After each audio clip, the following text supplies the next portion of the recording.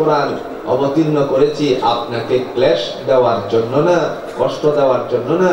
রাসূল যখন জিবরাইলের থেকে শুনতো তাড়াহুড়া করতো মুখস্থ করার জন্য। আল্লাহ কয় আপনারে কষ্ট দেওয়ার জন্য পাঠাইছি না। জোরে কন্না সুবহানাল্লাহ। যখন এই কথাটুকু শুনলো, শোনা মাত্রই আল্লাহ পাকের বান্দা হৃদয়ের পরিবর্তন করে দিয়েছেন কে? আল্লাহ। জাদাতহুম ঈমানা, আল্লাহ ঈমানটারে বাড়ায় দিয়েছেন, বিশ্বাসশীল হওয়ার জন্য আগ্রহ বাড়িয়ে দিয়েছেন। বলছে বোন থাক আমি গেলাম। আগে ছিল রাঙ্গা তরবারি, কথা বুঝেন নাই? আগে ছিল উঁচু তরবারি, এখন খাপের ভিতরে ঢুকে গেছি। যখন রওনা দিয়েছে নবীজির দিকে, এমন সময় দুইজন পাহারাদারের দায়িত্বশীল রাসূলুল্লাহ সাল্লাল্লাহু আলাইহি সাল্লামের কাছে দূর থেকে ওমরকে দেখার পরে ডেকে বলতেছে রাসূলের কাছে গিয়ে, ইয়া রাসূলুল্লাহ, খাত্তাবের সন্তান ওমর আপনার দিকে তেড়ে আসছে। নবী গো, আপনার কাছে আসার জন্য আমরা কোশ্চিনকালেও দিব না, রাস্তা থেকে ছিল জাহান্নামী করে পাঠিয়ে দিব। নবীজি বললেন, অবশ্যই তোমরা তাকে বাধা সৃষ্টি করবে না, সোজা আমার কাছে আসার জন্য সুযোগ করে দাও। আশ্চর্য হয়ে গেল, কয় কি নবীরে মারার জন্য আসতেছে? রাসূল বলতেছে আমার কাছে আসতে দাও। তার মানে হলো জিবরাইল আমিন দুইজন ভিতরে প্রবেশ করার আগে রাসূলকে জানিয়ে দিয়ে গেছেন, নবী গো, আল্লাহর হাবিব এখন ওমর আপনাকে হত্যা করার জন্য আসতেছে না, সে আপনার কাছে কালিমা পড়ে মুসলমান হওয়ার জন্য আসছে। এজন্য কোরআন যেখানে আছে শান্তি, এই কোরআন বোঝার জন্য যেরকম দিয়েছেন কে? আরো যারা বলেন বুঝার জন্য দিয়েছেন কে? এই যে বড় মুহাদ্দিস ছিল। আপনাদের বড় বড় মাদ্রাসা সিরাজগঞ্জে আছে, আছে কিনা কোন? এই যে এই মাদ্রাসা আস্তে আস্তে করে এই মদিনাতুল উলুম হাফিজিয়া মাদ্রাসা, কওমি মাদ্রাসাকে আল্লাহ উত্তরোত্তর উন্নতি দান করুন। একদিন দাওরা হাদিস পর্যন্ত হয়ে যাবে ইনশাআল্লাহ। আমার ভাইরা, এই বড় বড় মাদ্রাসার মুহাদ্দিস যারা রাসূলুল্লাহ সাল্লাল্লাহু আলাইহি ওয়াসাল্লামের হাদিস পড়ান, এমন একজন বড় মুহাদ্দিস ছিল এক জামানায়, যার নাম ছিল আব্দুল্লাহ বিন মুবারক। হযরত আব্দুল্লাহ বিন মুবারক রাহমাতুল্লাহি আলাইহির সময়ে তিনি যখন হাদিস পড়াতেন আর রাসূলুল্লাহ সাল্লাল্লাহু আলাইহি ওয়াসাল্লামের কাছে যাওয়ার জন্য আল্লাহর বান্দা তিনি কাবা ঘরে গেলেন হজ করার জন্য, পরে যাবে মদিনায়। এখন বিদায়ী তওয়াফ করে বের হয়ে যাওয়ার পূর্ব মুহূর্তে দেখলো কে যেন চাদরের নিচে একা পড়ে আছে। চিন্তা করলো মানুষটা কি মরে গেছে নাকি? এখন মানুষ মারা গেল কিনা তার কাছে গিয়ে আমরা করতাম কি, একটু ধাক্কা দিতাম। কি দিতাম? এই ব্যাপার কি, তুমি এখানে পড়ে আছো? তখন আমরা ধাক্কা দিতাম। আব্দুল্লাহ বিন মুবারক রাহমাতুল্লাহ আলাইহি অনেক বড় মুহাদ্দিস, যার কারণে তিনি ধাক্কা দিতে পারেন না। রাসূলের হাদিসকে বাস্তবায়ন করার জন্য তিনি সামনের দিকে অগ্রসর হয়ে একটা জবানে আওয়াজ তুললেন। নবীজির কাছে দুইজন সাহাবী আসছে, বুখারীর বর্ণনায় আসছে, এসে বলছেন আইয়ুল ইসলামে খায়রুন, নবী গো, ইসলামের সবচেয়ে উত্তম কাজ কি? বিশ্বনবী সাল্লাল্লাহু আলাইহি ওয়াসাল্লাম বলেন দুইটা কাজ হলো উত্তম, তার মধ্যে একটা হলো তুতিউমুত তাআম, একে অপরকে খাবার খাওয়াবা। দুই নাম্বার হলো রাদ্দুস সালাম, পরস্পরকে সালাম বিনিময় করবা। কাছে গিয়ে রাসূলের সুন্নাহ বাস্তবায়ন করার জন্য আল্লাহর বান্দা বলছে, আসসালামু আলাইকুম ওয়া রাহমাতুল্লাহ। মুহাদ্দিস সাহেব কি দিবেন? এই জোরে এখন কি দিবেন? সালাম দিবেন। উদ্দেশ্য হলো পুরুষ না মহিলা সাধারণ নিচে তো বোঝাও যায় না। তখন উত্তরে ভেসে আসছে মেইলি কণ্ঠে, সালামুন কাওলাম মির রাব্বির রাহিম।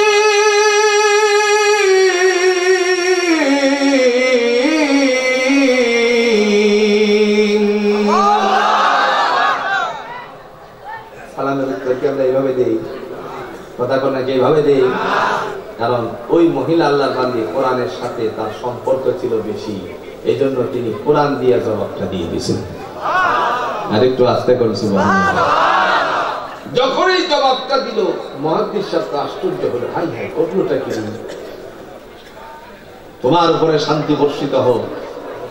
যখন বললেন, তিনি যখন বললেন আসসালামু আলাইকুম ওয়া রাহমাতুল্লাহ, আমরা তো জানি এই আয়াত, এই সালামের বিনিময়ে আমরা এটাই বুঝতে পারি শান্তি বর্ষিত হোক তার উপরে যাকে এটি এখন যাকে সালাম দেওয়া হলো, রহমত এবং বরকতের জন্য দোয়া করে দিলেন, সেই উত্তরে সে বলতে পারত ওয়া আলাইকুমুস সালাম, কিন্তু না বলে বলছে সালামুন কাওলান মির রাব্বির রহিম, পরম করুণাময়ের পক্ষ থেকে তোমার উপরেও শান্তি বর্ষিত হোক। সুবহানাল্লাহ। মুহাদ্দিস সাহেব তো আশ্চর্য হয়ে গেল, সর্বনাশ, মহিলা দিয়ে আবার কণ্ঠ দিছে, আবার কোরআন দিয়ে জবাব দিছে। চিন্তা করলো কি ব্যাপার, আপনি এখানে পড়ে আছেন কেন? আপনি এখানে পড়ে আছেন কেন? আপনার সাথী সঙ্গীরা কোথায়? তখন বলছে আমার সাথী সঙ্গীরা, পৃথিবীতে কেউ যদি পথহারা হয়ে যায় তাকে আল্লাহ ছাড়া পথ দেখানোর কেউ নেই। যখন এই কথা বলছে মুহাদ্দিস সাহেব বলতেছে তাইলে কয়দিন ধরে এখানে পড়ে আছেন? তিনি বলছেন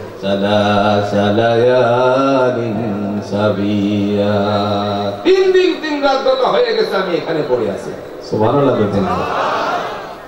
মুহাদ্দিস সাহেব তো আশ্চর্য হলো, এখন উত্তরে বলতেছে যে কিছু খাইছেন, কিছু খাইছেন?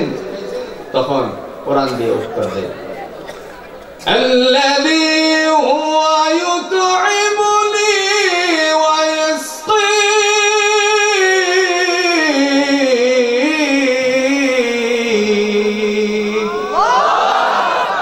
পরম করুণাময়ের পক্ষ থেকে আমার খাবারের বন্দোবস্ত হচ্ছে। আপনারা যারা হজ করেছেন আগামী দিনে যাবেন, দেখবেন খুব ভালো করে নজরদারি হবেন, কোন মানুষের খাবারের কোনো কমতি নাই।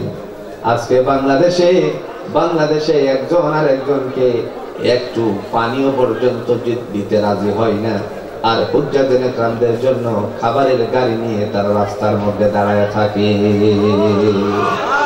খাবারের ব্যবস্থাপনা করেন কে? আল্লাহ।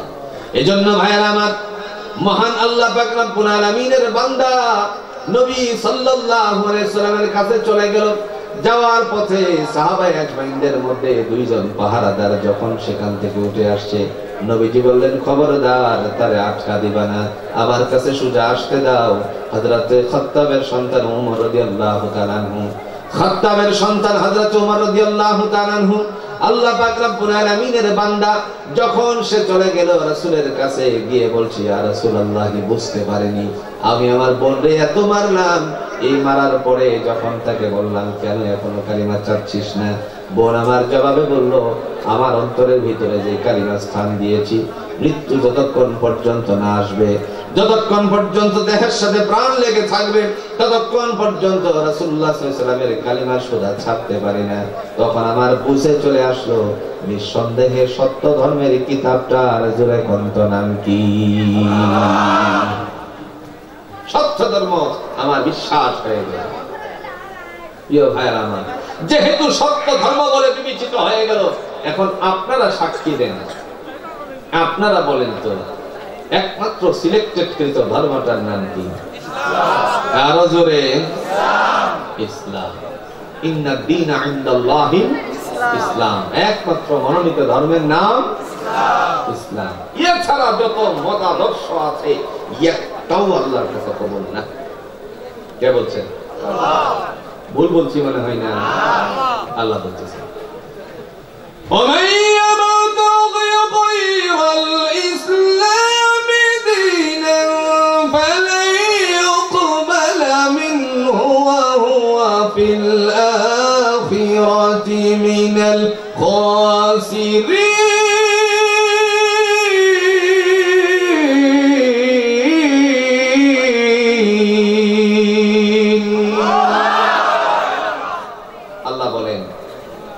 ইসলাম ছাড়া যত মতাদর্শ আছে কোনটাই আমার আল্লাহর কাছে, আমি আল্লাহর কাছে গ্রহণীয় না। এখন খাত্তাবের সন্তান ওমর বলতেছে, ওগো আল্লাহর হাবিব, আমারে আপনি মুসলমান বানান।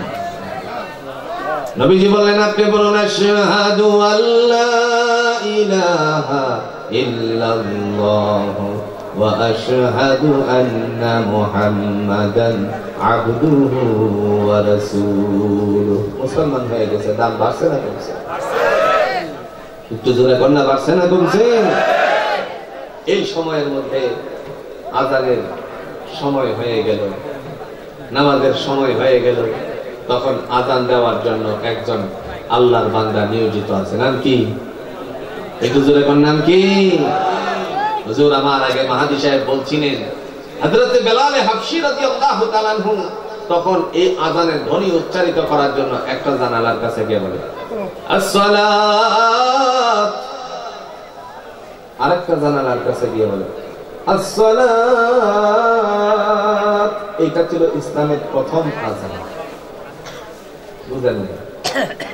ইসলামের প্রথম যুগের আযান এখনকার মুয়াজ্জিন সাহেব যেইভাবে দেয় সেইভাবে ছিল না, অনেক পরে আসে।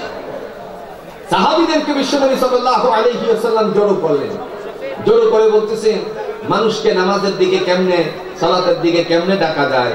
এই সময় লোকেরা বলতেছে, একজন সাহাবী বলেন ইয়া রাসূলুল্লাহ কোথাও আগুন জ্বালিয়ে দিলে দূর থেকে লেলিহান দেখে মনে করবে যে মনে হয় সালাতের টাইম হয়েছে, নামাজের টাইম হয়েছে। এই কথা শোনার পর রাসূল বললেন না, এটা তো অগ্নি পূজকদের কাজ, এটা হয় না। আরেক দল বলতেছে ওগো আল্লাহর হাবিব একটা বাঁশি বাজিয়ে দিলে সিঙ্গার মতো, পরে বলতেছে যে না এটাও তো মুসলমানদের কাজ না। আস্তে আস্তে করে সব শেষ হয়ে গেল, চলে গেল। সাহাবী আজমাইনগণ তিনারাও চলে গেলেন। স্বপ্নের ঘরে একজনকে দেখলেন একটা বাঁশি নিয়ে যাচ্ছে। এমন সময় পিছন দিক থেকে ডাকতে আছে ওগো আল্লাহর বান্দা একটু দাঁড়াও, তোমার হাতে যে এটা আমাদেরকে দিয়ে দাও। জিজ্ঞেস করা হলো কিসের জন্য দিব তোমাদেরকে? তখন বলতেছে আমরা মানুষকে নামাজের দিকে ডাকবো এটা দিয়ে। সেই সময়টুকুর মধ্যে আল্লাহ পাক রব্বুল আলামিনের বান্দা নবী আরবি সাল্লাল্লাহু আলাইহি ওয়াসাল্লামের সাহাবীরাকে, ওই সাহাবীগণকে স্বপ্নের ঘরে ফেরেশতা বলতেছে এর চেয়ে আমি কিছু বাক্য শিক্ষা দিব। তখন কালিমাতুল আযান, আযানের বাক্যসমূহ শিক্ষা দিয়ে দিয়েছেন। মিশকাত শরীফে কালিমাতুল আযান সম্পর্কে বিস্তারিত হাদিসের বর্ণনা আসছে। আমার ভাইরা, বলার উদ্দেশ্য হলো মুয়াজ্জিনের কণ্ঠ থেকে বেলাল হাবশী রাদিয়াল্লাহু তাআলা আসতে বলতেছে আসসালাত, আসসালাত। এই কথা শুনছে খাত্তাবের সন্তান, জোরে কোন খাত্তাবের সন্তান ওমর রাদিয়াল্লাহু তাআলা আনহু। বলার সাথে সাথে বলছে বেলাল আযানের ধ্বনি আজকের থেকে আস্তে করে উচ্চারিত হবে না, এই জায়গাটার মধ্যে তুমি জোরসে আওয়াজ দিবে। খাত্তাবের সন্তান ওমর মুসলমান হয়ে গেছে, আজকের থেকে আর কোনো আস্তে আওয়াজ চলবে না। রাগী ঠিকই আছে, আগে ছিল ইসলামের বিপক্ষে, এখন সে ইসলামের পক্ষে রাগ দেখাইয়ে বলছে ওমর মুসলমান হয়ে গেছে, আজকের থেকে আর আস্তে আওয়াজ নয়, জোরসে তুমি আযানের ধ্বনি উচ্চারিত করে দাও। যখন আযানের ধ্বনি উচ্চারিত করার জন্য উঁচু একটি জায়গায় দাঁড়ালো, দাঁড়ানোর পরে আসসালাত বলে যখন ঘোষণা দিয়ে দিল, আসসালাত বলে ঘোষণা দেওয়ার পরে এমন সময় দুপুরের যে টাইমটুকু ছিল, বিশ্রামের একটা সময় ছিল, বিশ্রামের সময়টুকু থেকে তারা নিজেরা ঘুম হারাম করে দিয়ে তারপরে কাহারো হাতে বর্ষা, কাহারো হাতে তীর আর ধনুক নিয়ে, কাহারো হাতে পাথর নিয়ে সামনের দিকে রওনা হচ্ছে আর বলা বলি শুরু করেছে। মুসলমানদের এত বড় স্পর্ধা। কিছু দূর যাওয়ার পরে দেখলো খাত্তাবের সন্তান ওমর রাদিয়াল্লাহু তাআলা আনহু আস্তে করে তরবারির থেকে ওই তরবারিটা খাপ থেকে বের করে একবার এদিকে যায় আর একবার ওদিকে যায়। লোকেরা দাঁড়িয়ে গেল, থেমে গেল। থেমে যাওয়ার পরে বলতেছে হে খাত্তাবের সন্তান। এবার ওমর রাদিয়াল্লাহু তাআলা আনহু ডেকে বলল খাত্তাবের সন্তান কালিমা পড়ে মুসলমান হয়ে গেছে, আজকের দিনে কেউ যদি তোমাদের বিবিদেরকে বিধবা করতে চাও, আমি ওমরের তরবারির সাথে ঘষা দিয়ে দেখো, কেউ যদি তোমাদের সন্তানগুলোকে এতিম বানাতে চাও তাহলে সামনে আসো। আবার কোন সন্তান মায়ের বুকটা কালি করতে চাও তাহলে সামনে আসো। আল্লাহর বান্দা চিৎকার মারলেন, নবীজি মুস্কি মুস্কি হেসে হেসে আল্লাহর কাছে শুকরিয়া আদায় করলেন। আল্লাহ ওই মানুষগুলোই বলতো লা তাসমাউ লিহাদাল কুরআন, তোমরা কোরআনকে শ্রবণ করো না। আর ওমর কোরআন শোনার সাথে সাথে তোমার রহমতের ভাগীদার হয়ে ঈমানটাও বেড়ে গেছে। লা ইলাহা ইল্লাল্লাহ।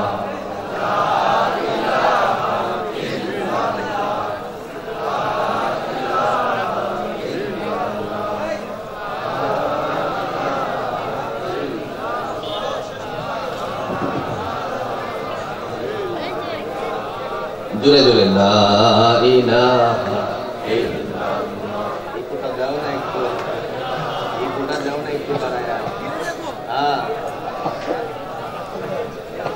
সুবহানাল্লাহ আলহামদুলিল্লাহ লা ইলাহা ইল্লাল্লাহ সুবহানাল্লাহ আলহামদুলিল্লাহ লা ইলাহা ইল্লাল্লাহ তুমি বাঁচাও তুমি মারো অবিরত ক্ষমা করো তুমি বাঁচাও তুমি মারো অবিরত ক্ষমা করো ধরার যেজন তাকে ধরো ধরার যেজন তাকে ধরো তোমার মুঠোয় সবই আল্লাহ সুবহানাল্লাহ আলহামদুলিল্লাহ লা ইলাহা ইল্লাল্লাহ সুবহানাল্লাহ লা ইলাহা ইল্লাল্লাহ তোমার রিজিক খেয়ে পড়ে অবাধ্য হই কেমন করে তোমার রিজিক খেয়ে পড়ে অবাধ্য হই কেমন করে খোঁজে না পাই কোনো ভাষা খোঁজে না পাই কোনো ভাষা শুকুর গুজার করার গো আল্লাহ সুবহানাল্লাহ আলহামদুলিল্লাহ লা ইলাহা ইল্লাল্লাহ সুবহানাল্লাহ আলহামদুলিল্লাহ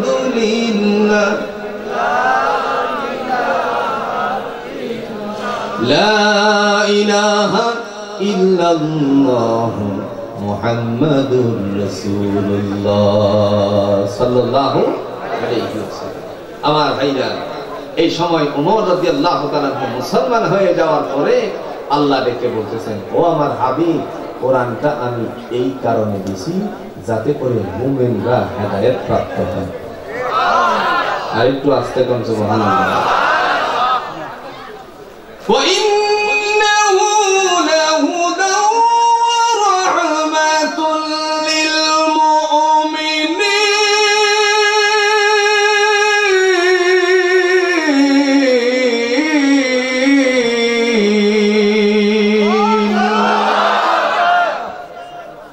আল্লাহ বলে, নিঃসন্দেহে আমি কোরআন দিছি হেদায়েত হিসাবে মুমিনদের জন্য, হুদাল লিল মুমিনিন, আবার হুদাল লিল মুত্তাকিন। আছে কি না কোন? আল্লাহ বলেন পথ প্রদর্শক মুত্তাকিনদের জন্য। এই কিতাবটার নাম কি? আর একটু জোরে কোন নাম কি? আল কোরআন। এবার ওমর ইবনে খাত্তাব রাদিয়াল্লাহু তাআলা আনহু আল্লাহর বান্দা মুসলমান হওয়াতে মুসলমানদের সংখ্যা, মুসলমানদের ইজ্জত, মুসলমানদের শক্তি বাড়তেছে না কমতেছে? আরো জোরে। আবার আমরা যারা মুসলমান আছি, আমাদের অন্তরকরণের মধ্যে মাঝে মধ্যে অনেক কথা জন্মায়। অনেকেই বলা বলি করে আমাদের চাইতে ভিন্ন ধর্মের মানুষেরা ভালো। যেরকম নাউজুবিল্লাহ। এই কোরআন, এই কিতাব সাক্ষ্য দিয়েছে কিয়ামতের ময়দান থেকে বিচার দিবসের পরে যারা জাহান্নামে চলে যাবে, ওইদের মধ্যে এক শ্রেণী থাকবে যারা মুসলমান ছিল, কিছু অন্যায়ের কারণে জাহান্নামে গেল। ওই মানুষেরা বলবে তিরস্কার করে, তোমরা না নবীওয়ালা মুসলমান ছিলে, তাহলে আমাদের সাথে জাহান্নামের আগুনে জ্বলতেছো কেন?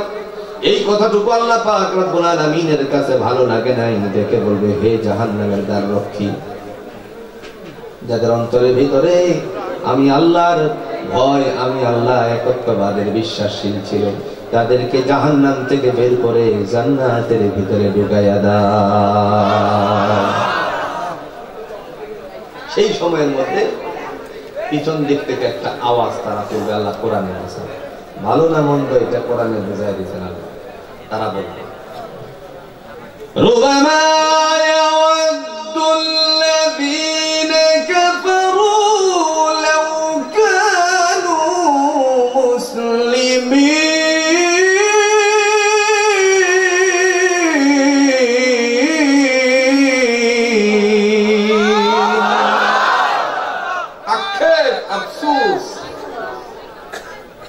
আক্ষেপ, আফসোস, আজকে যদি আমরাও মুসলমান হতাম তাহলে তোমাদের সাথে জান্নাতে প্রবেশ করতে পারতাম। দাম কম না বেশি? আরো জোরে কোন দাম কম না বেশি? এই কোরআনটা সন্তানকে দিবেন তো পড়তে। আমার ভাইদেরকে বলি, বোনদেরকে বিশেষ করে বলি, প্রত্যুষে ঘুম থেকে উঠুন, সন্তানদেরকে সাজান। আমরা আজ থেকে 30 বছর আগে দেখেছি সকালবেলায় মায়েরা ঘুম থেকে উঠছে, ফজরের নামাজটুকু আদায় করছে, সন্তানদের মক্তবে পাঠিয়ে দিছে। কথা বলতে জানি আজকাল মক্তবে পাঠানো তো মায়ের পক্ষে সম্ভবপর হচ্ছে না, কারণ মহামারী ফেসবুকের কারণে রাতকে রাত গভীরতার মধ্যে ফেসবুক টিপতে টিপতে রাতের 2টার সময় ঘুমায়, কারণ স্বামী বিদেশে, এই সময় সে যে ঘুমালো, সকাল কোন দিক দিয়ে চলে গেল, 7টার সময় তার ঘুম ভাঙছে। এরকম পরিবার জোরে কোন তো সিরাজগঞ্জে মনে একজন নেই, আপনাদের বেলকুচিতে মনে হয় না। মহামারী ফেসবুকের সাথে সংমিশ্রণ হয়ে, সংযুক্ত হয়ে তাদের জীবনটারে ধ্বংসের দিকে নিয়ে যাচ্ছে। মোবাইল চালাতে গিয়ে দেখা গেল, আমরা লক্ষ্য করেছি এই মোবাইল মহামারী কেমনে হলো। 15 বছরের ছেলে মেয়ের আজকে এই মোবাইলটাকে যখন পান, মোবাইলটা পেয়েছিল একটি কারণে, যখন অনলাইন ক্লাস শুরু হয়ে গিয়েছিল কিনে দিতে হয়েছে। এই অনলাইন ক্লাসের নামে মানুষের হাতে হাতে যখন বাচ্চাদের হাতে মোবাইল পৌঁছে গেল, আজকালে পরিবারদের দৃশ্য সমূহ দেখলে পরে নিজের মধ্যে স্থির রাখতে পারি না আমার ভাইয়েরা। কারণ গবেষণাকারীরা গবেষণা করে জানিয়ে দিছে, এই মোবাইলের আলো দিয়ে মানুষের চোখের লেন্স আস্তে আস্তে করে কমতে শুরু করেছে। মস্তিষ্কের যে সমস্ত কোষগুলো আছে, দেহের যে সমস্ত কোষগুলো আছে, এই সমস্ত কোষগুলো আস্তে আস্তে করে দুর্বল হচ্ছে, নষ্ট হচ্ছে। মস্তিষ্কের মধ্যে ভালো কথাগুলো ধারণ করে না, মন্দ কথার দিকে তাদের রাগান্বিত হচ্ছে, পরিবারের সাথে অশোভনীয় আচরণ করছে। এর পিছনে শুধুমাত্র একটা কারণ, সেই কারণটার নাম হলো মহামারী, সেই মোবাইল। ঠিক না?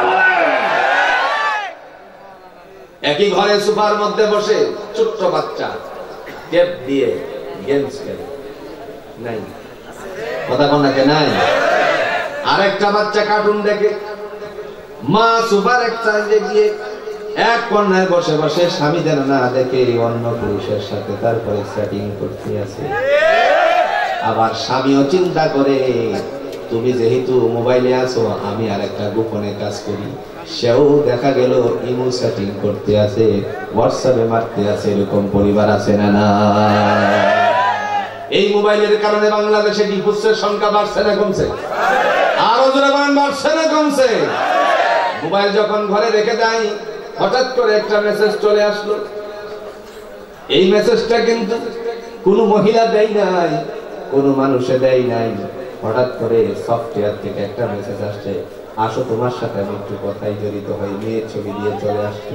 যেই সব পরিবারের মধ্যে মেয়েরা এই মোবাইল সম্পর্কে বুঝে না, এমনিতেই স্বামীরে ধরছে, তুই কার লগে কথা কস।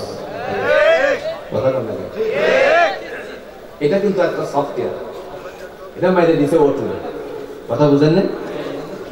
আসো তোমার সাথে গল্প করি, মাইরে দিছে এক মহিলার ছবি দিয়ে। বিবি বলতেছে, এই তুই কার সাথে কথা বলছিস? কারণ সে তো দেখছে, হাই হাই কোনটা কি। এই বলা বলি করতে করতে স্বামী বলে, তুই আমারে তুই বলছিস। তুই আমারে তুই বলছিস, একদম তুই বলে নাই। কথা বল না কেন? বিবি বলে, বলছি তো কি হয়েছে? এখন গোষ্ঠী শুদ্ধা গালিগালাজ শুরু হয়ে গেল। স্বামী রাগান্বিত হয়ে তারপরে বিবিরে তালাক দিয়ে দিল। এরকম পরিবার জোরে কোন তো বাংলার জমিনের মধ্যে কম না বেশি? আবার বিবিও স্বামী বিদেশ আছে, এরকম পরিবার আছে। স্বামী বিদেশে আছে, বিদেশে থাকা অবস্থায় বিদেশ থেকে একটা মোবাইল পাঠানো, সংসারের আনাগোনাগুলো, সংসারের যে সমস্ত খোঁজখবর আছে সেইগুলো দেখার জন্য, নেওয়ার জন্য, দেখার উদ্দেশ্যে যখন মোবাইল পাঠালো, আস্তে আস্তে করে রাতের বেলায় দেখা গেছে কেউ না কেউ একটু একটু করে মিস কল মারে। আবার মোবাইলের সাথে সম্পৃক্ত হয়ে মহিলা অন্যদিকে আসক্ত হয়ে গেছে। আমার বোনদেরকে বলি, এই মোবাইলের আসক্ততা ছেড়ে দিয়ে আল্লাহর কোরআনটা হাতে নেন। এই কোরআন আপনাকে জান্নাতের রাস্তা দেখাইয়া দিবে। কিছুদিন পরে শোনা যায় দুই বাচ্চা রেখে পরপুরুষের সাথে উড়াল। আপনারা মনে হয় সিরাজগঞ্জে বাসী শোনেন না, বেলকুচিতে তো খুঁজলে পাওয়া যাবেই না। আলহামদুলিল্লাহ, দুইজন বাচ্চা রেখে তারপরে চলে গেছে। নিংরানু নারী, নিংরানু সন্তান, কষ্টের সন্তানকে রেখে পরপুরুষের সাথে উড়াল দিয়ে দিছে। এরকম পরিবার বাংলাদেশে নাই। আমি আমার বোনদেরকে বলছি, এর থেকে ফিরে আসো। এটা মহামারী। মহামারীর সময় আমরা দেখেছি অনলাইন ক্লাসের সময় শিক্ষক মহোদয় যারা আছেন, মাফ করবেন, কষ্ট নিবেন না, আমরা দেখেছি কার কতটুকু দৌড় আছে। এই সময়ে ফিউচারকে করছে, বানান ঠিক করছে, উত্তর বলছে এটা মিলাতে গিয়ে আপনার ফটো রে, কথা কন না কেন, নেশার বানান করতে গিয়ে আপনার এইটারে লেখি দিয়েছে, বানান ঠিক করেছে, কিন্তু মিলাতে গিয়ে নাটুরে। এই নাটুরে ফটুরে আমরা অনেক শুনেছি। আর এই বাংলার জমিনের মধ্যে নাটুরে ফটুরে শুনে বাচ্চাদের জীবন ধ্বংস হোক, এটা বাংলার মানুষেরা কখনো চাই না। কথা বলে ঠিক কিনা? অনলাইন ক্লাস এটা আসলে কোনো ক্লাস হয় না, কি না? বাচ্চারা এমনিতে স্কুলে যায় না, এমনিতেই যায় না আপনার কলেজ ভার্সিটিতে। তবে আলহামদুলিল্লাহ করোনা আসার পরে একটা জিনিস লাভ হয়েছে, কথা বলবেন, করোনায় আসার পরে একটা জিনিসের বড় লাভ হয়েছে, স্কুলগুলো বন্ধ হয়েছে। আর আপনাদের মদিনাতুল উলুম হাফিজিয়া মাদ্রাসার মতন বাংলাদেশে যত হেফজখানা ছিল সমস্ত হেফজখানাগুলো চালু আছে। যেহেতু স্কুলে বাচ্চাদেরকে দেওয়া যায় না, বাচ্চারা মার্বেল খেলা নিয়ে ব্যস্ত আছে। একটু বড় হয়ে গেলে মোবাইলের গেমস নিয়ে, ফ্রি ফায়ার নিয়ে ব্যস্ত হয়ে গেছে। আবার আরেকটু বড় হয়ে গেলে পরে তারা বিভিন্ন জায়গায় দর্শনে বসে বসে বাঁশ জালের নিচে তারপরে বিভিন্ন গেমসের সাথে জড়িত হয়ে গেছে। মা বাবা চিন্তা করলো বড়টা তো গেছে গেছেই, ছোটটারে আর নষ্ট করতে চাই না, তারে মদিনাতুল উলুম হাফিজিয়া কওমিয়া মাদ্রাসার মধ্যে দিয়ে দেই। এতে করে দেখা গেল মাদ্রাসার ছাত্ররা কমছে না, বাড়ছে। ভুল কিন্তু করেন নাই, লাভবান হয়ে গেলেন। ও ভাই, 4 জন সন্তান যদি আপনার থাকে, কয়জন? 4 জন সন্তান। একজনের ডাক্তার বানালেন, একজন ইঞ্জিনিয়ার হলো, একজন ঢাকা শহরের প্রতিষ্ঠিত ব্যবসায়ী হয়ে গেল, আরেকটা ছোট ছেলে আছে, তাদের চিন্তা করলেন এই মদিনাতুল উলুম হাফিজিয়া মাদ্রাসায় দিবেন। এই চিন্তা করে তারপরে মাদ্রাসায় দিয়ে দিলেন। বাচ্চাটা আস্তে আস্তে করে বড় হলো, হাফেজে কোরআন হয়ে গেল, বড় আলেমে দ্বীন হয়ে গেল। এমন সময় পিতা আস্তে আস্তে করে বার্ধক্যজনিত অবস্থানে পৌঁছার পরে বিভিন্ন রোগে রোগাক্রান্ত হয়ে গেল। হঠাৎ করে অসুস্থ হয়ে বিছানায় পড়ে গেলে ডাক্তারের কাছে নেওয়ার জন্য বড় ছেলে ঢাকা থেকে বলছে, কিংবা কুষ্টিয়া, তারা পোস্টিং আছে সরকারি হসপিটালে, ওইখান থেকে বলছে আমার বাবাকে ঢাকায় বড় বড় হসপিটালে নিয়ে যাও, আমি কিন্তু আসতেছি। হসপিটালে নিয়ে গেল। হসপিটালে নিয়ে যাওয়ার পরে আল্লাহর বান্দা ঢাকা শহরে যিনি ব্যবসায়িক আছেন, তিনি এই হসপিটালে নিয়ে সমস্ত চেক আপ করালো। ভাই আসলো, আসার পরে দেখলো, সমস্ত রিপোর্ট দেখার পরে ঘোষণা দিয়ে দিল, ডাক্তাররাও বলছে আপনি তো ডাক্তার মানুষ, আপনার বাবাকে বাড়িতে নিয়ে যান, বেশি সময় আর দুনিয়ার জমিনে থাকবে না, হয়তো নিয়ে যান। বাড়িতে নিয়ে আসলো। এবার সমস্ত সন্তানেরা উপস্থিত হলো। ডাক্তার ছেলে খাবারের আইটেম গুলো নিয়ে আসছে, জুস নিয়ে আসছে সেই ব্যবসায়ী ভাই, ইঞ্জিনিয়ার মহোদয় তিনিও আসছে নানা কিছু নিয়ে। কিন্তু আপনার এই যে মদিনাতুল উলুম হাফিজিয়া কওমিয়া মাদ্রাসার মধ্যে যাতে কোরআনের জন্য দিয়েছিলেন, তার ছোট্ট একটা মাদ্রাসায় চাকরি হয়েছে। ওখান থেকে আসার সময় স্বল্প বেতন, কি আর নিয়ে আসবে বাবা, সাকরাতের মধ্যে পড়ে আছে, এসে আর কোনো কথা নাই, চোখের পানি না ছেড়ে আল্লাহর কোরআনটারে হাতে নিছে। আল্লাহর কোরআন হাতে নিয়ে বান্দা আস্তে আস্তে করে বা কোরআন দিল থেকে ছাপতে শুরু করছে। এই সময় সে সুন্দর করে পাশে বসে বসে সূরা ইয়াসিন টুকু তেলাওয়াত শুরু করেছে। নবী আরবি সাল্লাল্লাহু আলাইহি সাল্লাম বলেন, সাকরাতের সময় যার কাছে বসে সূরা ইয়াসিন তেলাওয়াত করা হয়, আমার আল্লাহ পাক রব্বুল আলামিন তার জন্য মৃত্যুর যন্ত্রণা কিছু কমায়া দেন। শুরু হয়ে গেছে সূরা ইয়াসিনের তেলাওয়াত। সবাই যখন মালাকুল মউত আসার হয়ে গেল, আল্লাহ পাঠিয়ে দিলেন। আজরাইল দুনিয়ার জমিনে এসে গেল। এসে যাওয়ার পরে জান কবজ করে নিল। আস্তে আস্তে করে কান্নার একটা আওয়াজ ছুটতে শুরু করলো। তবে খবরদার, আমার বোনদেরকে বলি, অনেক সময় বাবা মারা গেলে মেয়েরা এসে বিলাপ করে কাঁদে, রাসূল নিষেধ করেছেন। খবরদার, কান্না তো আসবেই, সেটাই তো স্বাভাবিক, অনেক হৃদয়ের ভালোবাসা। সেই হৃদয়ের ভালোবাসা থেকে কান্না আসবে, মায়া মমতা থেকে কান্না আসবে, কিন্তু এই কান্না যেন বিলাপ আকারে না হয়, সেটা যেন আপনার হাউমাউ করে চুল চিরার মতো না হয়। তাহলে চুল চিরার মতো হলে আপনি ভালোর মধ্যে মন্দ করে ফেললেন, এটা কখনো করা যাবে? যেরকম করা যাবে না। এই জন্য ভাইয়েরা আমার, আল্লাহ পাক রব্বুল আলামিনের বান্দারা যখন উপস্থিত হয়ে গেল, গোসলের কাজটা কমপ্লিট হয়ে গেল, জানাজার মাঠও কমপ্লিট হয়ে গেল, মানুষেরা কাঁধে করে যখন নিয়ে যায়, এবার বক্তব্যের ভালা চললো। বড় ভাই ডাক্তার দেখে বলছে, আমার বাবা, আমার ছোট্ট ভাইরে মদিনাতুল উলুম হাফিজিয়া মাদ্রাসায় পড়িয়েছিল, এই ভাইটাকে আমি আজকের দিনে এই জায়গাটার মধ্যে আপনাদের কাছে আজকে আমার বাবার জানাজা পড়ানোর দায়িত্ব দিলাম। ইঞ্জিনিয়ার ভাই বলছে, আমার ছোট ভাই জানাজা পড়াবে। তিনি ব্যবসায়িক ভাই, সেও বলছে আমার বাবা অনেক আদর করতো তারে আজকে জানাজার জন্য আমরা দায়িত্ব দিলাম। কারণ তারা তো জানাজার জন্য সামনে এগিয়ে আসে, কথা কন্যাকে এগিয়ে আসে। এমন সময় তিনি সামনে আসলো, তাকবীর দিল, আল্লাহু আকবার।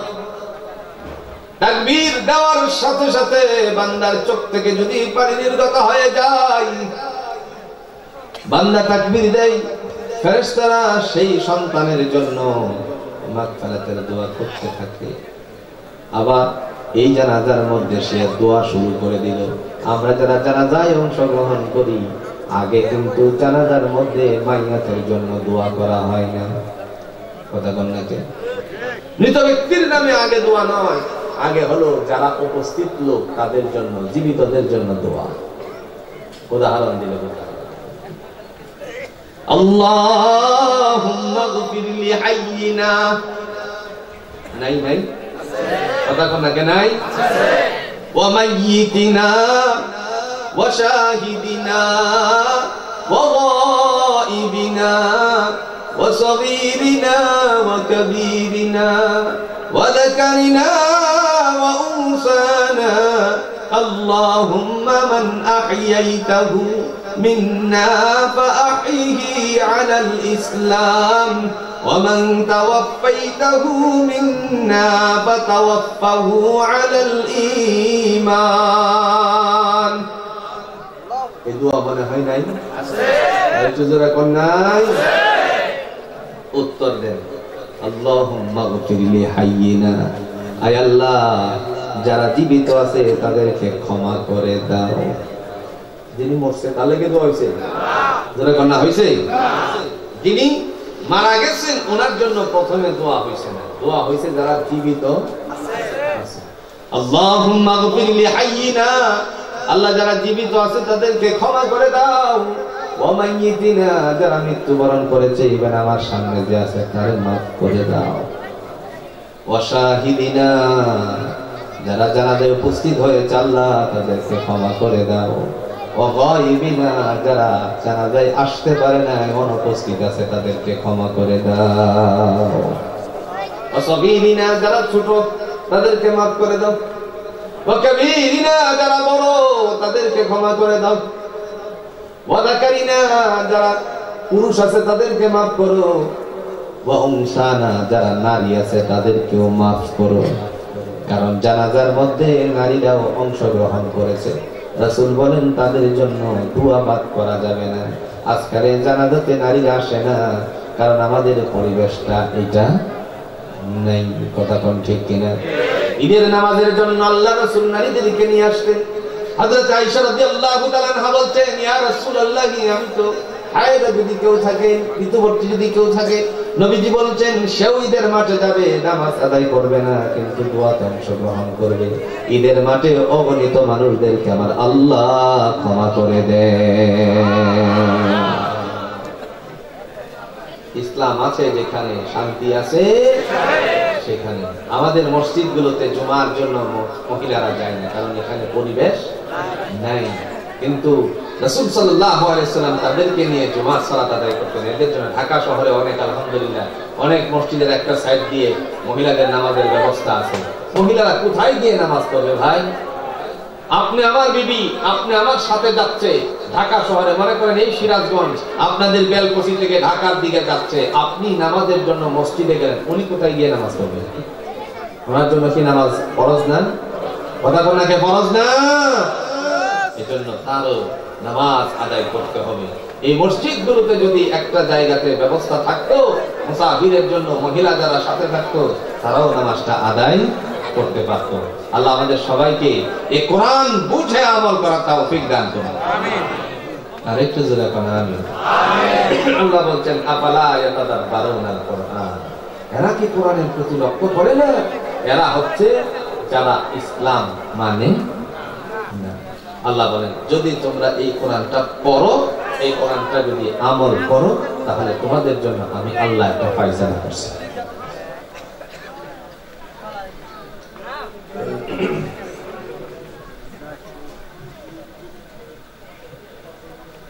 শেষ বেলায় সূরাতুর রহমানের একটু তেলাওয়াত, আরেকটা আছে, দুইটার একটা দেন, দুইটার একটা, আরেকটা হলো আল্লাহ মহান, মানে একটা গজল আর একটা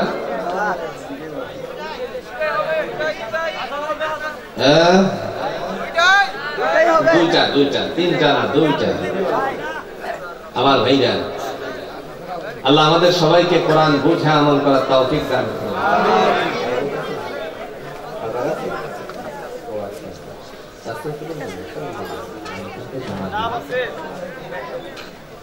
সারা রাত আলোচনা হলো, ফজরের নামাজ পড়লেন না, লাভ আছে কোনো?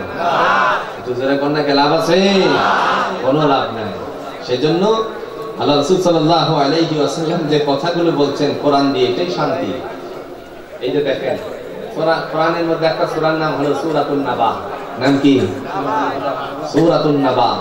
এই সূরাতুন নাবাতে আল্লাহ বলছেন ওয়াজআলনাল লাইলা লিবাসা ওয়াজআলনান নাহারা মাআশা, রাত্র দিছি তোমাদেরকে কি করার লাগে?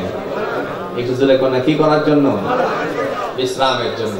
ওয়াজআলনান নাহারা মাআশা, তোমাদের জন্য দিন দিলাম জীবিকা নির্বাহ করার জন্য। এখন আমরা রাতের 1টা বাজে গেছে, এখন ফজর যদি না করি তাহলে কি আর কাম হইব?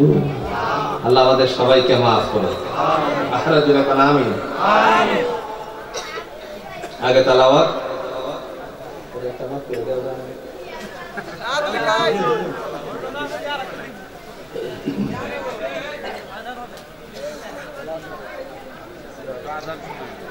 আল্লাহ। আপনাদের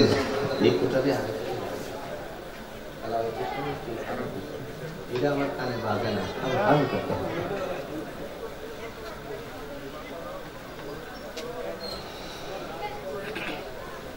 أعوذ بالله من الشيطان الرجيم.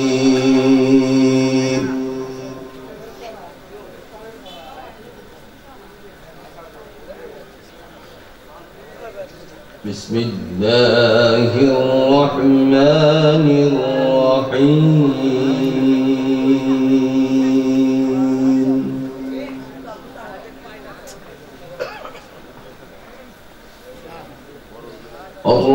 الرحمن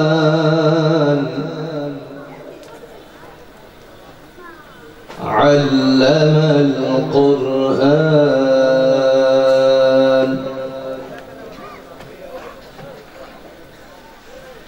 خلق الإنسان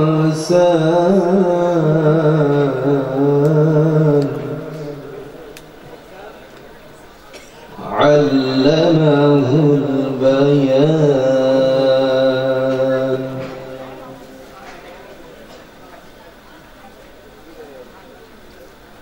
الرحمن علم القرآن خلق الإنسان علمه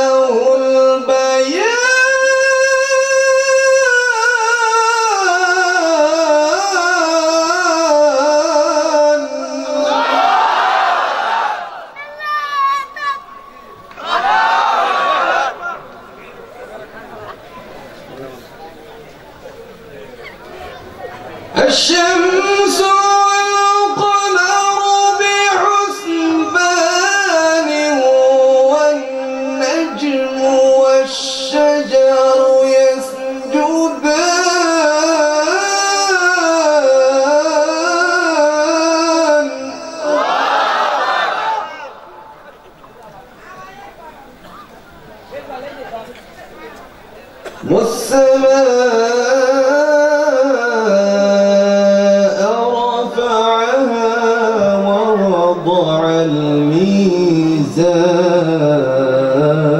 الميزان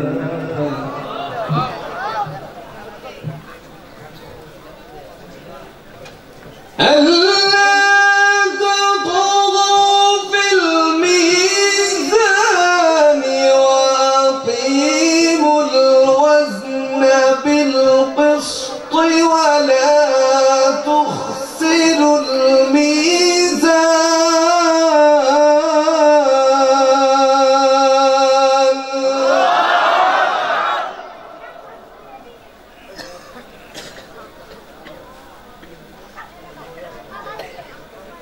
والأرض وضعها للأنام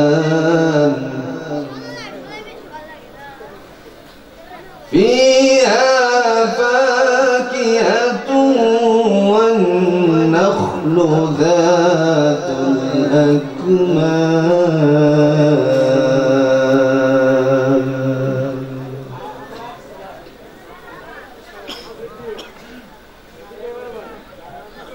والحب ذو العصف والريحان فبأي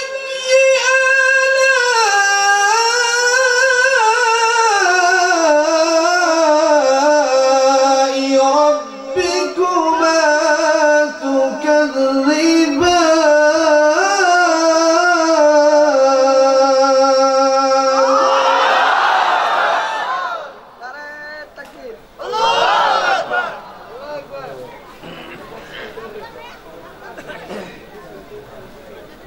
خلق الإنسان من صلصال كالفخار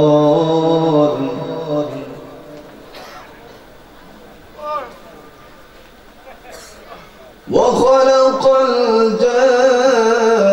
الجن من مارج من نار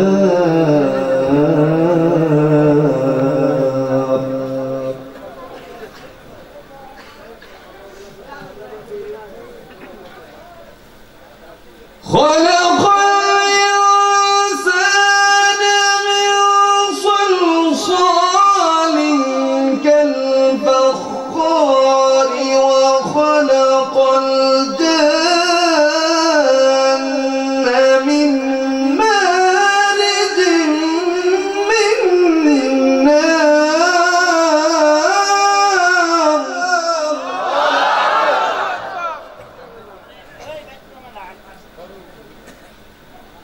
فبأي آلاء ربكما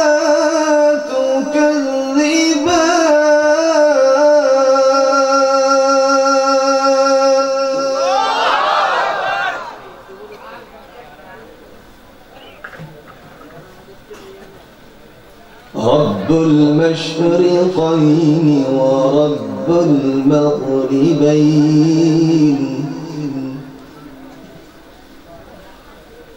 فبأي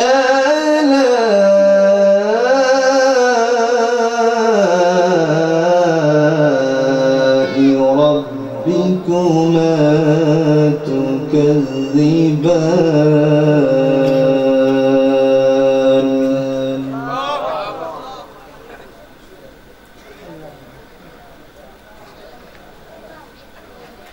مرج البحرين يلتقيان بينهما برزخ لا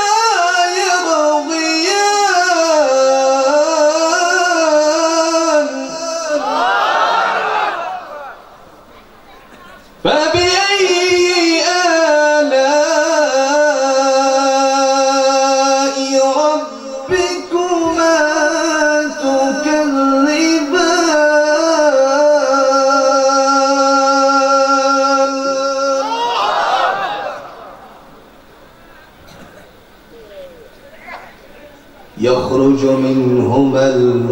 اللؤلؤ والمرجان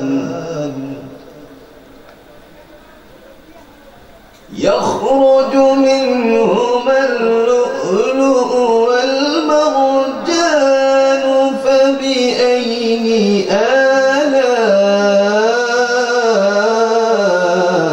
آلاء ربكما تكذبان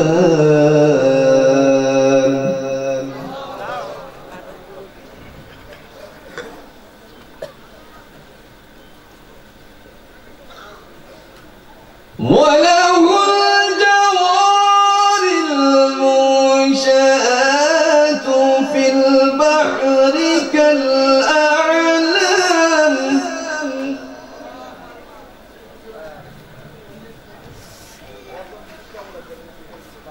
وله الجوار المنشآت في البحر كالأعلام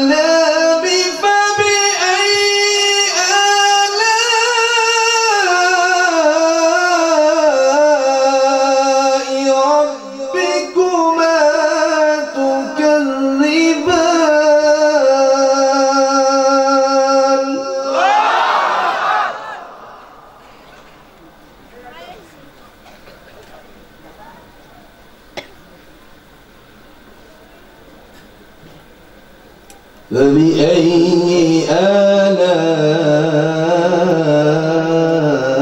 آلاء ربكما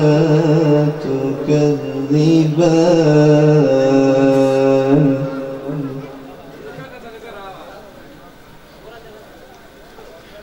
الله أكبر كبيرا والحمد لله حمدا كثيرا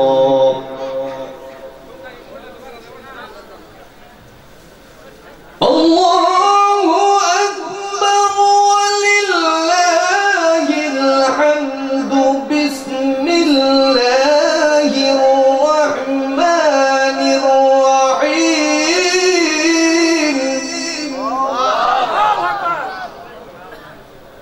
الحمد لله رب العالمين الرحمن الرحيم مالك يوم الدين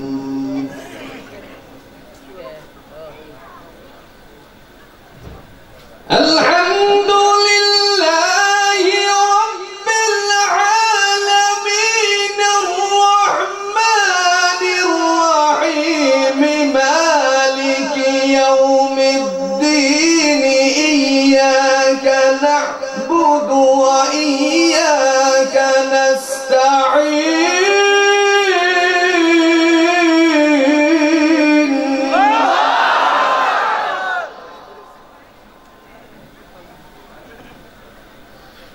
اهدنا الصراط المستقيم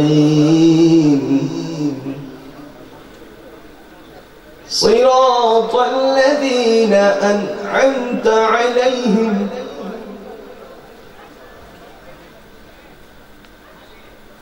اهدنا الصراط المستقيم صراط الذين أنعمت عليهم غير المغضوب عليهم ولا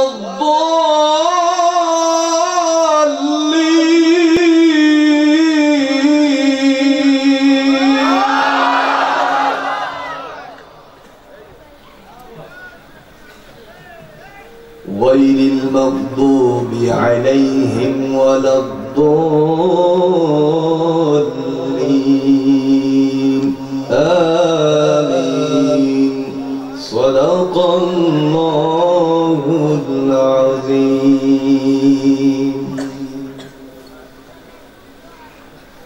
সাগর নদী আর পাহাড় বনে পাখিদের গুনগুন গুন ঝরাবে কষ্ট দিয়ে পক্ষ করবো ইনশাআল্লাহ নাকি সাগর নদী আর পাহাড় বনে পাখিদের গুনগুন গুন ঝরনে ভেসে আসে ওই সুমধুর তান, ভেসে আসে ওই সুমধুর তান। চারিদিকে শোনো আল্লাহর জয়গান। আল্লাহ মহান, আল্লাহ মহান, আল্লাহ মহান, আল্লাহ মহান, আল্লাহ মহান। সবাই আল্লাহ মহান, আল্লাহ মহান, আল্লাহ মহান।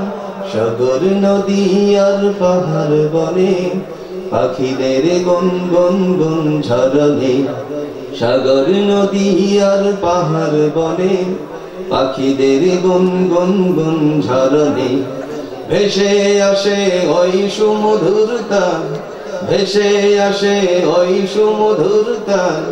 চারিদিকে শোনো আল্লাহর জয়গান।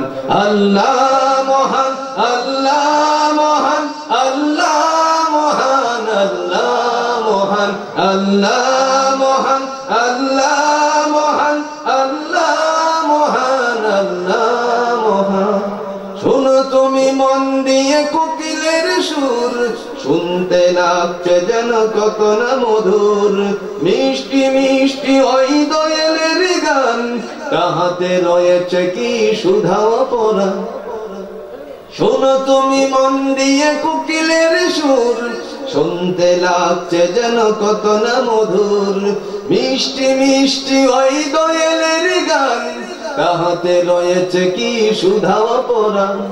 কোথা পেল তাহারা ওই সুরামলান, কোথা পেল তাহারা ওই সুরামলান। জবাব একটা শুধু আল্লাহর দান। আল্লাহ মহান, আল্লাহ মহান, আল্লাহ মহান, আল্লাহ মহান, আল্লাহ মহান, আল্লাহ মহান, আল্লাহ মহান। সূর্যকে বলো যদি কোথা পেলে আলো, রাত্রি হয় কেন নিঝুম কালো। সূর্যকে বলো যদি কোথা পেলে আলো, রাত্রি হয় কেন নিখোঁজ কালো। কোথা পেল মানবেরই জীবন বিধান, কোথা পেল মানবেরই জীবন বিধান। জবাব একটা শুধু আল্লাহর দান।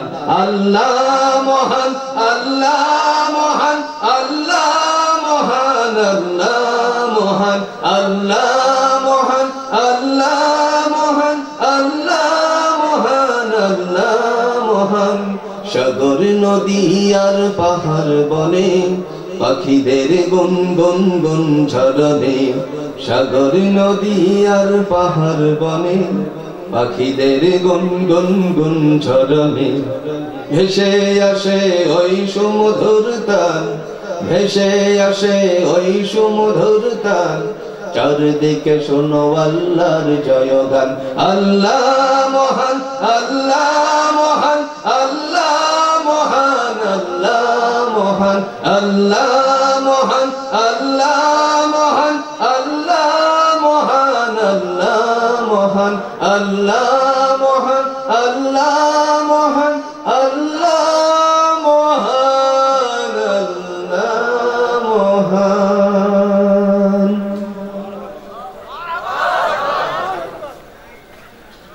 আল্লাহ আমাদের সবাইকে কবুল করুন। আর যারা বলেন আমিন। আল্লাহ এই মাদ্রাসাকে কবুল আর মঞ্জুর করুন। বিশেষ করে মদিনাতুল উলুম হাফিজিয়া কওমিয়া মাদ্রাসাকে আল্লাহ কবুল আর মঞ্জুর করুন।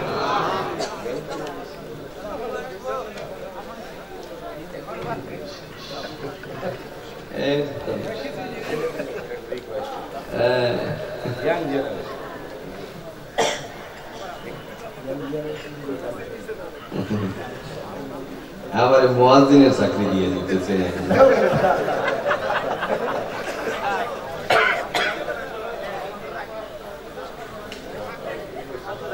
আল্লাহু আকবার।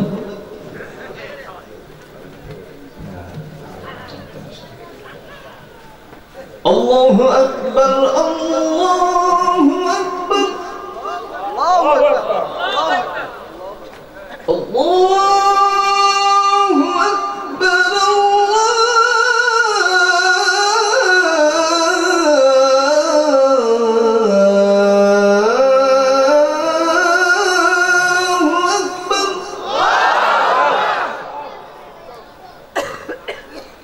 أشهد أن لا إله إلا الله.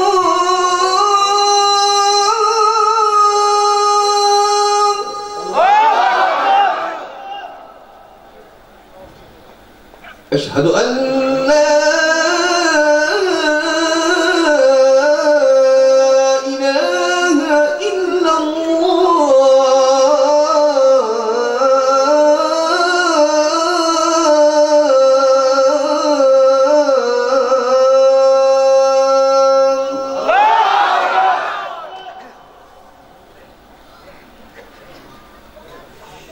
أشهد أن محمدا رسول الله.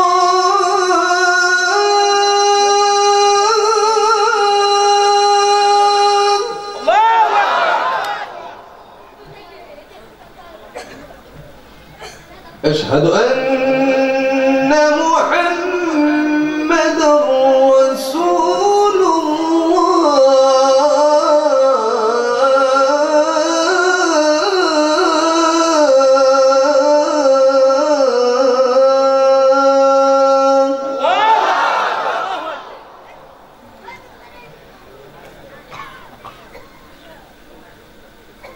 حي على الصلاة.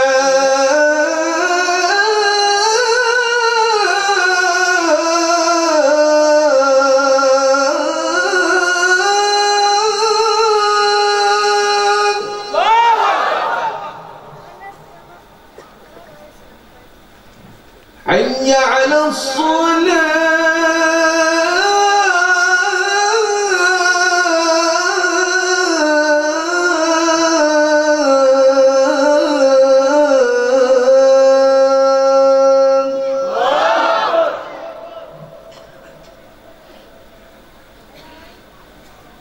حي على الفلاح.